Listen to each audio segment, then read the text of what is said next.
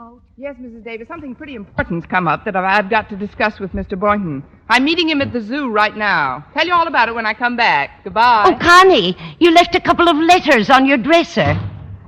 Huh. She must be in a hurry. She didn't even open her mail, except this one. Huh. Dear Miss Brooks, as principal of Sunnydale Finishing School, I shouldn't be reading Connie's mail. I'll get on with my vacuuming. First, I'll get this corner here. Still, it's pretty dirty over by that dresser. As principal of Sunnydale Finishing School, I hereby acknowledge your application for a position. Oh, I'm terrible. I better get over to the other side of the room. Still pretty dirty around Connie's dresser. Application for a position as an English teacher at our school. This is to inform you... Oh, I better shut this thing off. I can hardly hear what I'm reading. This is to inform you that we have an opening at Sunnydale, and we're looking forward to a personal interview. Very truly yours, Jonathan F. Margaret Davis, don't you dare read another word of this letter. No wonder Connie was so excited. Sunnydale is one of the most exclusive schools in the country. But that would mean her leaving Madison High. Oh, this is awful. I better phone Osgood Conklin. As principal of Madison High School, he ought to know about this. Hello? Hello. Martha, this is Margaret Davis. Oh, hello, Margaret. How are you on this fine day after Thanksgiving? Well, frankly, Martha, I'm a little upset. Well, so is Osgood. He ate himself into a coma yesterday. Oh, then maybe you better not tell him today. Tell him what? That our Miss Brooks may be leaving Madison High to take a position at Sunnydale Finishing School. Sunnydale Finishing School? How do you know, Margaret? Did Miss Brooks tell you? Not exactly, but I got it from the principal of Sunnydale himself, Jonathan F. Jonathan F. who? Hold the wire a minute.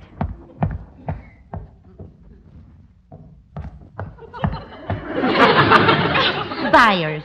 Jonathan F. Byers. Is he there now? Yes, right on Miss Brooks' dresser. Martha, look. You've got to promise me you'll never breathe a word of this to Miss Brooks or anyone else. Oh, I promise, Margaret. Well, just by accident, I just happened to read a letter that was lying on Miss Brooks' dresser. By accident, Margaret? Yes, I just happened to have my glasses on. But what are we going to do, Martha? We can't let Miss Brooks leave Madison. No, we certainly can't. Tell you what, Margaret, I'll talk this over with my daughter Harriet and call you back later. All right, and remember, you promised not to mention a word about my reading Miss Brooks' mail. Oh, of course, my dear. Goodbye. Goodbye. Oh, I hope they'll be able to think of some way to keep her here. Oh, hello, Minerva. I'll get you some milk in a minute, dear. Now, Minerva. Better stop licking your paw. You know what it does to you. Sing tight.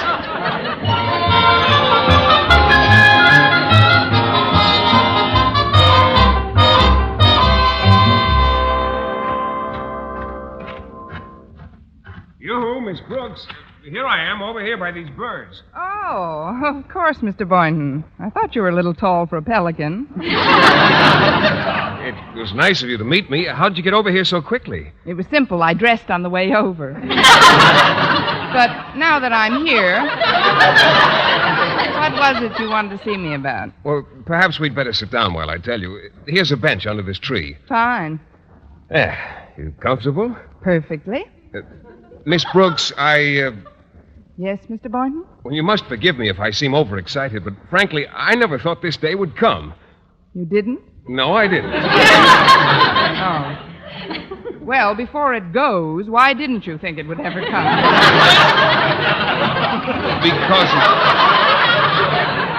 Because of the things that have happened in the past, or rather because of the things that haven't happened in the past. Those are the ones that bother me, too. You realize, of course, I'm referring to the migratory habits of the Arctic grackle. Oh, I realized that a long time ago. I just didn't want to let on. This is the first time a grackle has ever been south of the Canadian border. Maybe he was waiting till after the election. I knew that something was afoot when I looked out of my window this morning and saw a black and blue bullfinch. What happened to him? Get caught in a badminton game?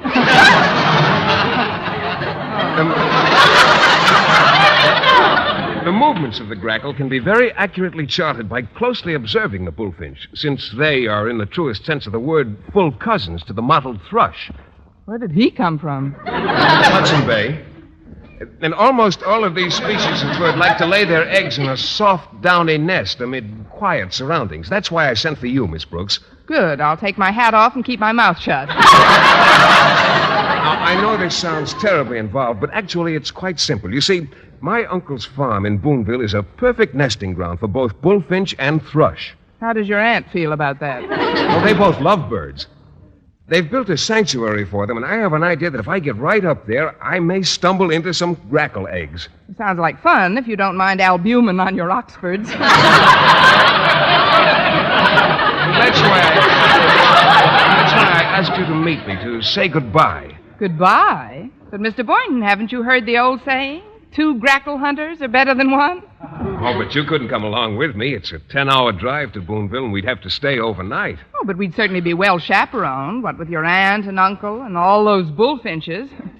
Yes, they did have 600 of them up there last year, but I don't know, Miss Brooks. Even with the chaperones, you know how people talk, and unless we didn't say anything about it, but even then they might find out, although we'd only be gone a couple of days. Still, if the rumor got around that we were... Of course, we wouldn't be. But then there are those who might... Oh, but how could they? What do you think, Miss Brooks?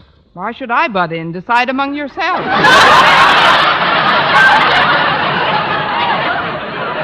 Well, it is kind of a long trip to make alone. Maybe you're right, Miss Brooks. Why, with the two of us traveling together, time will fly. We can chat together, eat together, yes, and Mr. pay Boynton? for the gas together. I still insist that no one should hear about it, though. For the sake of both our reputations, absolute secrecy is essential. Not a word of this must cross our lips. Can I depend on you not to divulge our plans to a living soul? On your honor, Miss Brooks? Get out your penknife and let's exchange blood.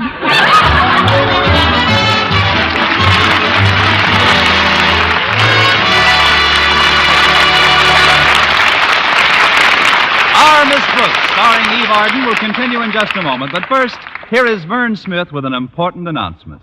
Attention, ladies. Regardless of age, skin type, or previous beauty care, doctors prove you, too, may win a lovelier complexion with Palmolive soap.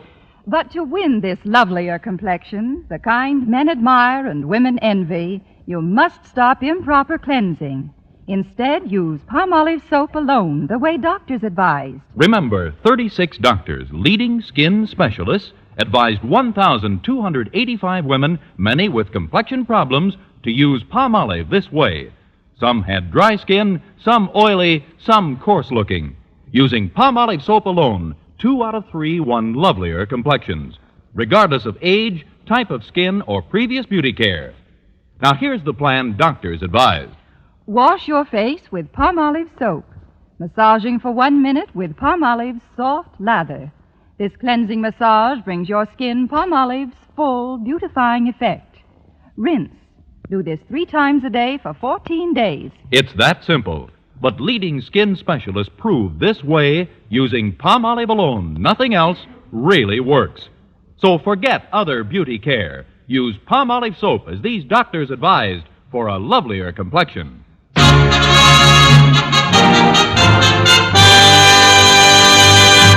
Last night on the CBS Sing It Again program, you were promised an additional clue to the Phantom Voice and the $24,000 prize. Here it is. The Phantom is a famous ghost who galloped far from post to post. Yes, there is the clue for the $24,000 prize on the CBS Sing It Again program on Saturday night. The clue again, the Phantom is a famous ghost who galloped far from post to post.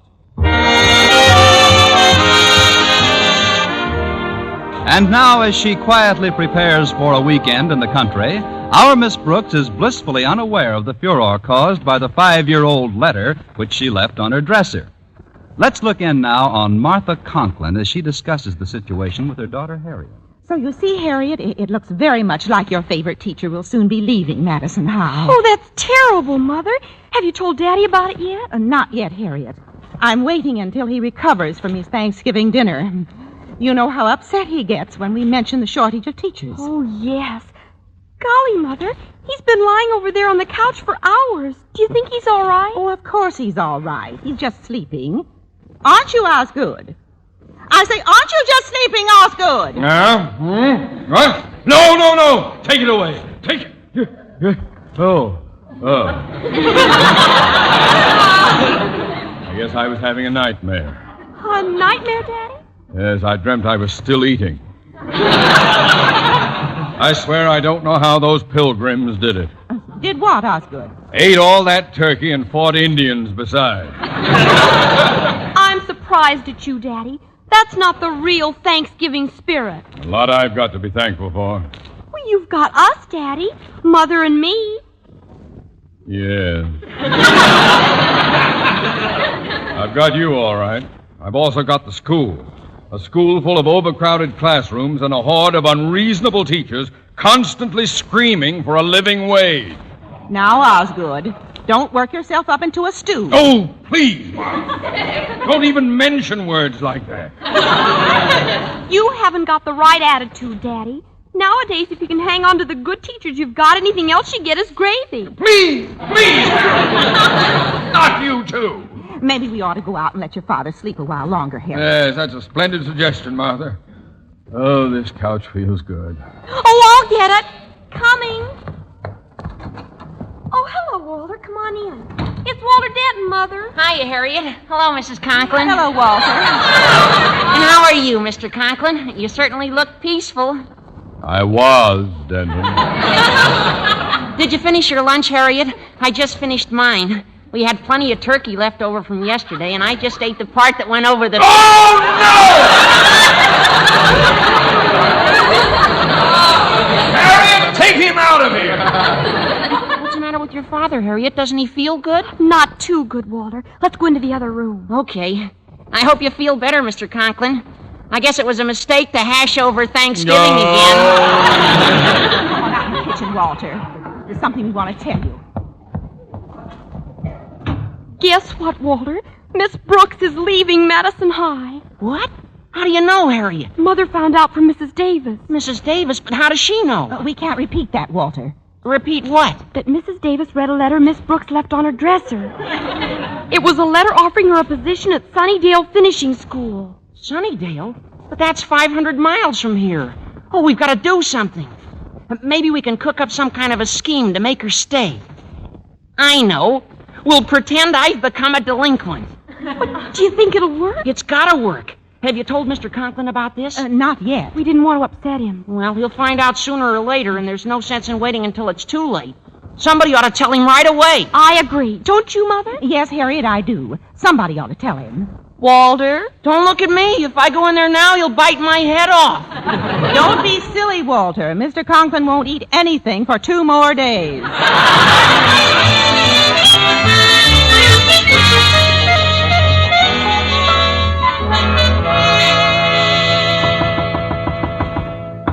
Who is it? It's me, Connie. Oh, I'm kind of busy right now, Mrs. Davis. She would come around just when I'm packing. Well, come on in. Why, Connie, you're going away. No, Mrs. Davis, I'm not going away. Then why are you packing that bag? I'm going away, Mrs. Davis. I'm surprised at you, Constance, leaving town without even saying goodbye. And after we've been so close. Oh, please don't feel that way, Mrs. Davis. I just didn't want to discuss it right now. You see, I have a lot of things to do. Oh, I don't want anybody to see me like this. You answer the door, Connie. I'm going into the kitchen and make some tea. All right, Mrs. Davis. Hello, Miss Brooks. I've just got to talk to you for a minute. Come in, Harriet. Let's sit here in the living room. I can't stay very long, but Then it's true. You are leaving town. Leaving town? How did you know, Harriet? What's the difference? I know. And I realize it might be a pretty good opportunity for you. Pretty good. With half a break from the grackle, it's perfect. Oh, look, Harriet, I appreciate your interest, but I think I have to make my own decision in a matter like this. Oh, I know it seems attractive now, but later on you'll regret it. Well, I'll have to take my chances on that. Well, if you won't consider yourself, consider the ones who care for you. Think of Walter Denton. Is that a must? He's going to pieces. His parents, me, nobody can do anything with him. You've got to straighten him out, Miss Brooks. What in the world are you talking about, Harriet? It's the career he's decided upon. Walter's been reading a big book lately about the Treasury Department and counterfeiters and... Well, that's nothing to be alarmed about. Every boy his age wants to be a T-man or a G-man or some kind of a letter man. But he doesn't want to be a T-man. He wants to be a counterfeiter. A counterfeiter? Oh, I'll get it. Hello, Walter. Come in. Hiya, Miss Brooks. I'm glad I nailed you before you took it on the lamb. Let's ankle into the living room. Oh, hello, Harriet. How's my little Confederate to be, huh? See, Miss Brooks? See how funny he acts? What is all this nonsense, Walter? What do you mean nonsense? I'm making money hand over fist. The only trouble is scratching the green goods ain't enough. It ain't? Nah. You gotta get a good queer shover to help you pass the boodle. Queer shover? Sure. A paper hanger. You know, snide pitcher. You can have the best cognacer in the world make your slush, but if you ain't got a top bill poster to push the flash, you might as well slough the screwy and scramble for the McCoy. You follow me? Yes, but if I could find my way back alone, I'd leave now. You've got to do something, Miss Brooks. Walter wasn't cut out for a life of crime. Oh, now listen, you two. I don't know what's behind all this, but this is... Oh, it's simple. When you get to where you're going, I'll send you a few stacks of hot to shove. I don't want to shove no hot. I mean... I wish somebody would tell me what's coming. It's a good thing I never built a better mousetrap. Good afternoon, Miss Brooks. Why, it's Mr. Mousetrap. I mean, Mr. Conklin. Come on in. Who is that, Connie? It's Mr. Conklin. Oh, hello, Osgood. I was just making some tea, but you know what they say. A watch pot never boils. Hello, Margaret. Now then, Miss Brooks, I'll be brief. I know that you're leaving town. You two? Somebody must be reading my mail. On second thought, I'd better go back and watch that pot. Miss Brooks, I think I can say without fear of contradiction that I know how to run a school as well as any principal in the country. Well, I guess you do, Mr. Conklin. That's why I'm here, to ask you to reconsider this proposition you've had. Proposition? Yes. I can offer you anything he can.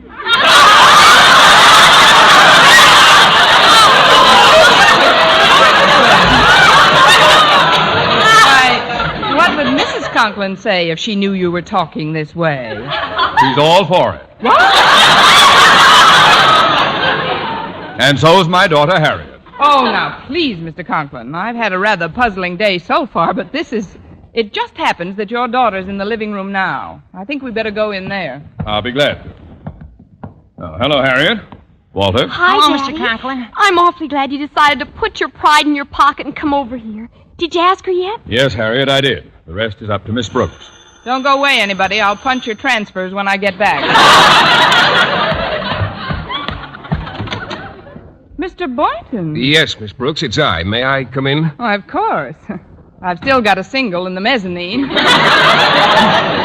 I can't help wondering, what happened to that oath of secrecy we took? Well, that's what I'd like to know. I thought you weren't going to tell anybody about our trip to my uncle's place. I didn't say a word about it. You didn't? No. Why, I've never seen so many wagging tongues in all my life. You think you've seen wagging tongues? My living room looks like a delicatessen. Come on. I just don't understand what... Oh, hello, folks. Hiya, Mr. Boynton. Oh, I'm glad you're here, Boynton. Maybe you can help get Miss Brooks to change her mind. Well, I don't wish to appear insubordinate, sir, but frankly, I thought the trip might do us both a lot of good. Both? Don't tell me you're leaving, too. Pretty soon there'll be no faculty left at Madison High whatsoever. We might as well all go. I don't think his uncle and aunt have room for you all. Besides, Mr. Conklin, I think where I go and what I do is nobody's business but my own. And I say it is our business. Why you should want to go traipsing off to Sunnydale Finishing School is beyond me. Sunnydale finishing school? Of course. Now, there's no sense in beating about the bush. Mrs. Davis read the letter you left on your dresser this morning, and we know you've been offered a job there. Oh, that letter. Yeah. Why, that's over 5 years old, Mr. Conklin. I turned that job down long ago. Oh, I'm so happy, Miss Brooks. Hooray! Now I can go straight. But then, what were we talking about? You, Mr. Boynton,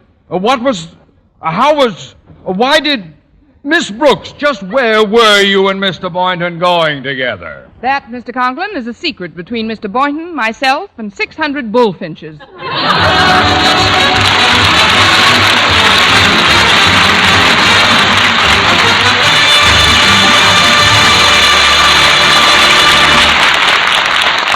Eve Arden as our Miss Brooks returns in just a moment, but first...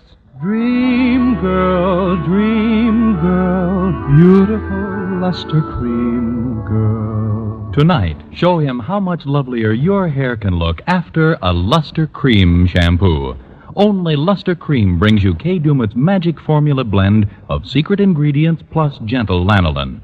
Gives loveliness lather even in hardest water. Glamorizes your hair as you wash it. Luster Cream. Not a soap, not a liquid, but a dainty cream shampoo. Leaves hair fragrantly clean, free of loose dandruff, glistening with sheen, soft, manageable. Gives new beauty to all hairdos or permanents. 4-ounce jar, $1. Smaller sizes, either tubes or jars. Tonight, try Luster Cream shampoo and be a Dream girl, beautiful luster cream girl. You owe your crowning glory to a luster cream shampoo. And now, once again, here is our Miss Brooks. Well, after everyone found out about our plans, Mr. Boynton naturally called off the expedition. But things weren't a total loss, because Saturday afternoon he took me back to the zoo, and we sat by the aviary once again. You know, Miss Brooks, even though our trip didn't work out, I was very gratified to learn of your interest in birds and wildlife in general. Yes, I'm a great bird for wildlife.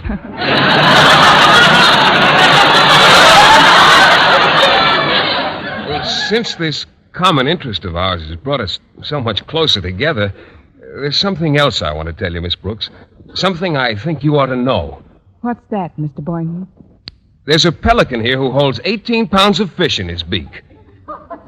What's he waiting for, the price to go up?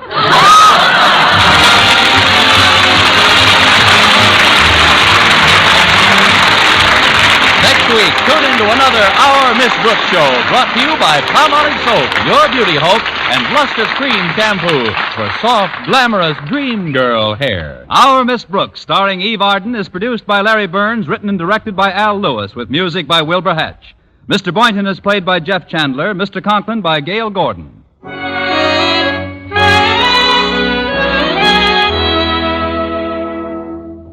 Dentists know what cleans teeth best. And over 4,000 dentists say Colgate tooth powder with a 2-minute routine gets teeth sparkling and super clean. So to remove dull film and get your teeth shining clean, just brush teeth 2 minutes, morning and night, with Colgate tooth powder. Brush inside, outside, and biting surfaces. Always brush away from the gums. See how this gets teeth naturally bright. It removes dull film that improper brushing misses. And Colgate tooth powder also sweetens your breath. Try it. Buy Colgate tooth powder today. For mystery liberally sprinkled with laughs, listen to Mr. and Mrs. North, the exciting, fun-packed adventures of an amateur detective and his beautiful wife. Tune in Tuesday evenings over most of these same stations. And be with us again next week at the same time for another comedy episode of Our Miss Brooks. Stay tuned now for Lum and Abner. Bob Lamont speaking. This is CBS, the Columbia Broadcasting System.